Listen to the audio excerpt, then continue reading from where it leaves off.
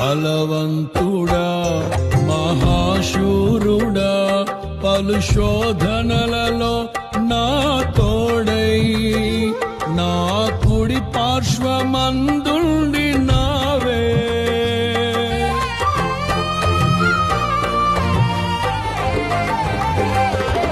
నీ మహిమకై నీవేర్పరచిన నీ పాత్రగా నన్ను మార్చి నీ